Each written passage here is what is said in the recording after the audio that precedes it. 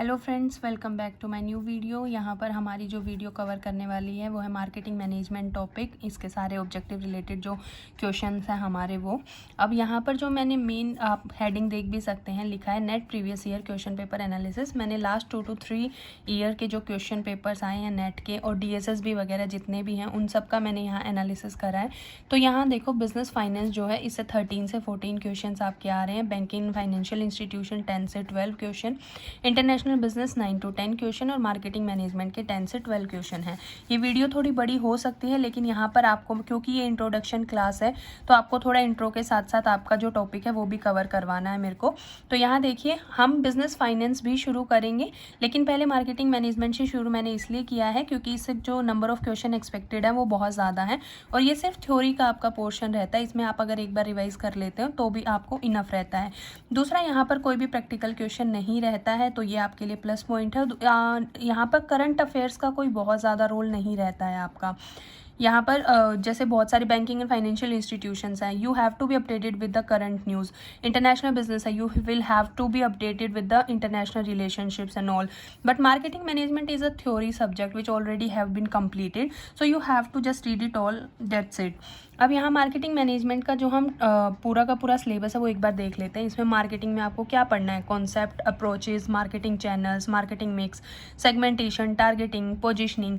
फिर आपको product decisions पढ़ने हैं। प्रोडक्ट डिसीजन कौन कौन से होते हैं आपके: concept, product line, product mix decision, product life cycle. Promotion decision जो होते हैं आपके वो क्या होंगे कि रोल ऑफ प्रमोशन क्या है, यहाँ पर टूल्स क्या हैं, पब्लिसिटी, सेल्स। देन आपका डिस्ट्रीब्यूशन डिसीजन आता है। डिस्ट्रीब्यूशन डिसीजन में आप क्या देखेंगे कि चैनल ऑफ डिस्ट्रीब्यूशन क्या है, चैनल मैनेजमेंट क्या है। Last one is our trends in marketing, जो लेटेस्ट ट्रेंड्स चल रहे हैं: social, online, green marketing, direct marketing, rural marketing. So यहाँ पर ये हमारा ब्रॉड तरीके से देखा जाए तो एक सिलेबस है। अब हम यहाँ से मार्केटिंग जो है वो शुरू करते हैं। मार्केटिंग शुरू करने से पहले हमें बहुत ही क्लियर चीज़ में ये पता होना चाहिए कि एक्चुअल में मार्केट क्या है। आप मार्केटिंग तब सीख पाओगे जब आपको ये पता रहेगा कि मार्केट क्या है। मार्केट क्या होती है? मार्केट है set of actual and potential buyer of a product और सर्विस। एक ऐसी प्लेस जिसको हम बोलते हैं कि वहाँ पर एक्चुअल और पोटेंशियल बायर जो हैं एक प्रोडक्ट के वो मिल रहे हैं, ठीक है, इसको हम मार्केट बोलते हैं। और मार्केटिंग क्या होती है? मार्केटिंग होती है ये जो मार्केटिंग है, मार्केट जो है इनको मैनेज करना, marketing managing, this is called marketing. अब किस चीज़ में मैनेज करती है ये एक्सचेंजेस में जो चेंजेस होते हैं, एक्सचेंजेस इन द सेंस कि जो हम प्रोडक्ट्स के बदले मतलब कैश के बदले प्रोडक्ट लेते हैं या प्रोडक्ट के बदले प्रोडक्ट लेते हैं, सर्विसेज के बदले प्रोडक्ट लेते हैं, तो इन सबको मैनेज करना किसका काम रहता है? हमारा मार्केटिंग का काम रहता है। अब यहाँ पर हमारा मार्केटिंग मैनेजमेंट, हमारा क्योंकि सब्जेक्ट भी यही है, टॉपिक भी यही है, तो मार्केटिंग मैनेजमेंट का मतलब क्या रहता है? मार्केटिंग मैनेजमेंट का मतलब होता है analysis, planning, implementation and control of programs. Which programs? Which are created, क्यों, जो किस लिए क्रिएट किए गए हैं? Designed to create, build and maintain exchanges between target buyers to fulfill the organizational objectives। तो होप यहाँ से आपको क्लियर है कि मार्केटिंग क्या है। आपको एनालिसिस करना है, प्लान करना है, इम्प्लीमेंटेशन करना है और उन प्रोग्राम्स को कंट्रोल करना है जिनको डिज़ाइन किया गया है एक हेल्दी रिलेशनशिप के लिए या एक ऑर्गेनाइजेशंस के ऑब्जेक्टिव को फुलफिल करने के लिए। अब यहाँ पर मार्केटिंग मैनेजमेंट को हम एक नाम से और जानते हैं जिसका नाम है डिमांड मैनेजमेंट।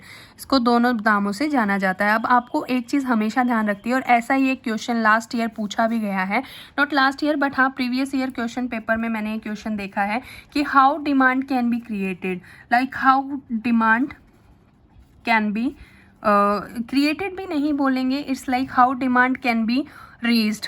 आपकी डिमांड कौन रेस करता है और ये कैसे रेस की जाती है। आपकी डिमांड सिर्फ दो ही तरीके से होती है, या तो आपको न्यू कस्टमर जो है वो डिमांड को करेगा, या आपका एग्जिस्टिंग कस्टमर जो है वो आपकी डिमांड को क्रिएट करता है। तो हम इन दोनों पे हमें फोकस करना होता है। अब यहाँ पर जो इसका पहला ही कॉन्सेप्ट है मार्केटिंग कॉन्सेप्ट। मार्केटिंग कॉन्सेप्ट में हमारे पास रहता है आपका एक सेलिंग कॉन्सेप्ट है, second one is your product concept, third is production concept, fourth one is our marketing concept,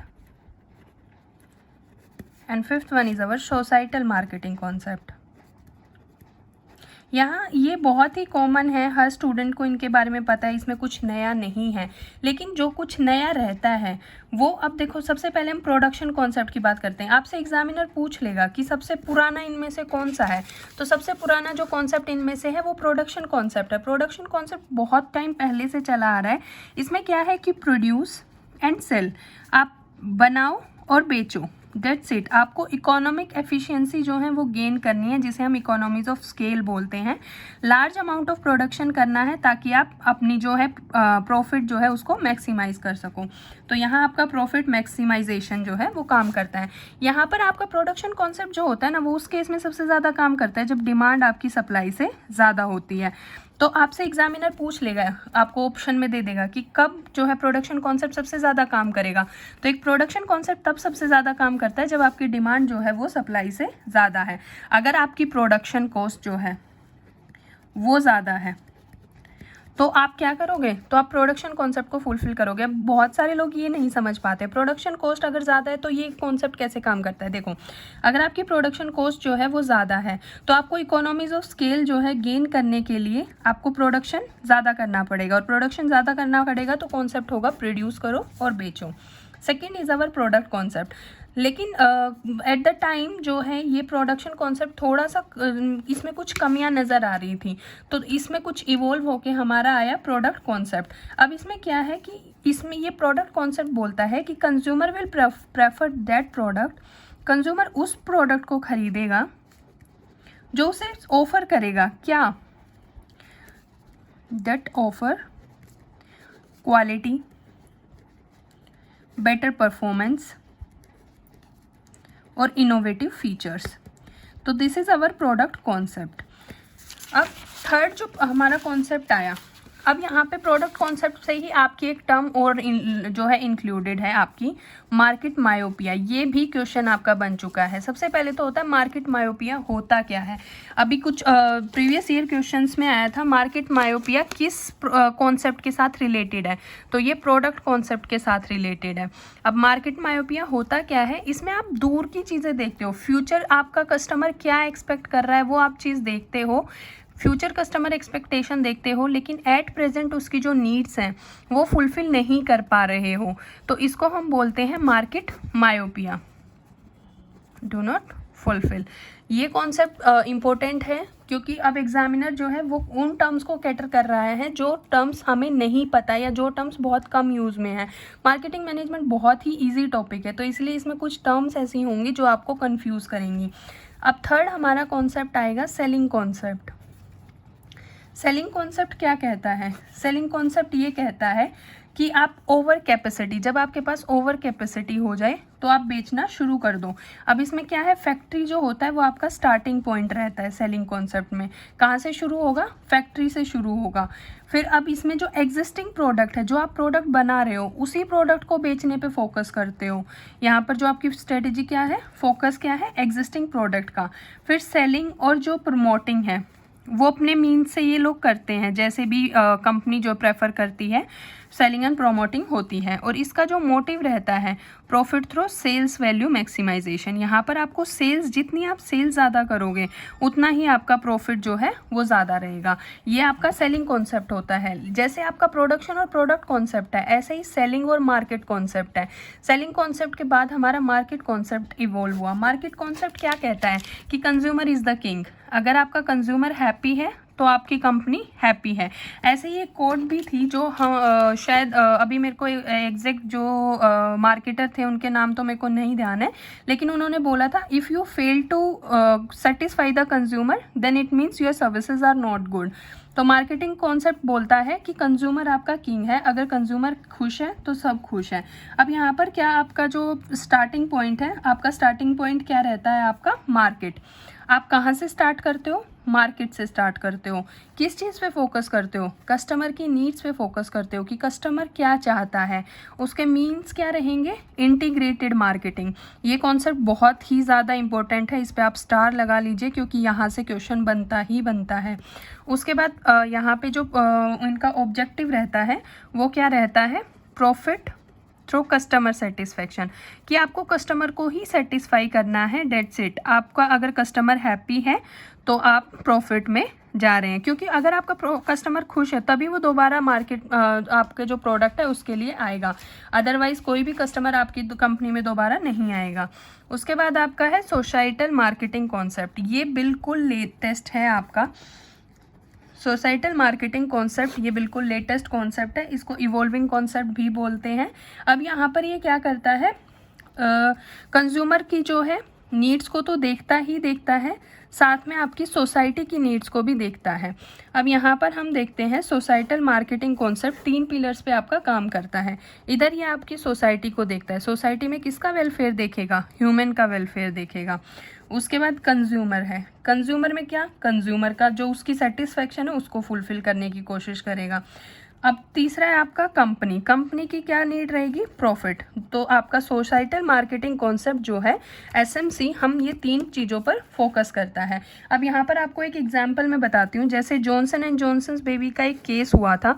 यहाँ पर क्या हुआ था कि एक साइनाइड लीड कैप्सूल था एक, जो कि मार्केट में आया और लोगों ने खाया। ये यूएस में केस हुआ था, तो मार्केट में आया तो लोगों ने खाया, जिसकी वजह से यहाँ पर क्या हो गए, वो बीमार हो गए थे। बहुत सारे लोगों की एटलीस्ट 10 to 15 लोग जो थे वो इस केस की वजह से उनकी जान चली गई थी। तो जॉनसन एंड जॉनसन ने क्या किया था, करीब 1 लाख प्रोडक्ट जो थे, 1 लाख जो ये पिल्स थी, ये कंपनी ने वापस मंगाई थी, जिसमें कंपनी को करीब 1 करोड़ के आसपास का जो कंपनी को लॉस उठाना पड़ा था। लेकिन कंपनी ने उस टाइम बोला था कि कंपनी जो सोसाइटल मार्केटिंग पे फोकस कर रही है, क्योंकि इसके लिए सोसाइटी ह्यूमन वेलफेयर बहुत ही ज़्यादा ज़रूरी है।